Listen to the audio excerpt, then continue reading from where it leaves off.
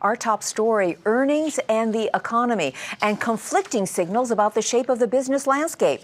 First, Netflix, a stunning earnings report after the market close, boosting the stock by more than 25% in after hours. The streaming video company is pulling in millions of subscribers thanks to the new strategy of rolling out original movies. Quarterly earnings beat analyst estimates by 11 cents a share. By contrast, disappointing numbers from Caterpillar.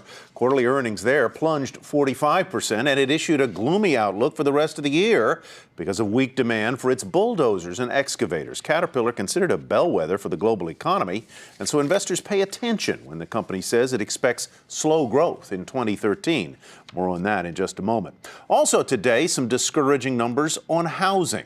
Sales of existing homes fell in March. Economists had expected them to rise, and the miss could be a sign that the housing market recovery is not as strong as previously thought. Diana Olick reports.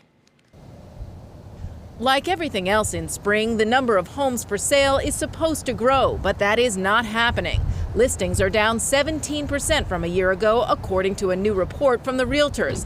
Listings usually increase by 100,000 from February to March, but they grew by just a third of that this year. Investors have bought most of the distressed homes, and potential sellers are either still underwater on their mortgages or worried about finding a move-up home themselves. Supplies are down across the nation, in Minneapolis, Houston, Charlotte, to name a few. That has made the competition tough for buyers.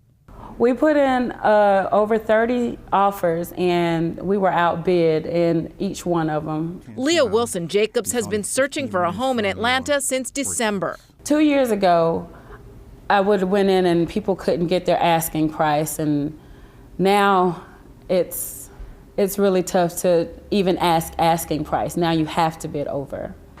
Low supply has caused prices to soar higher and faster than most expected. Gains hit the double digits in February, up just over 10% from a year ago, according to CoreLogic. Ironically, that too is adding to the lack of supply. If I'm underwater in my equity, and now suddenly I'm not, but I'm up 5%, and the market around me is appreciating 6, 7, 8, 9, 10%, why don't I wait?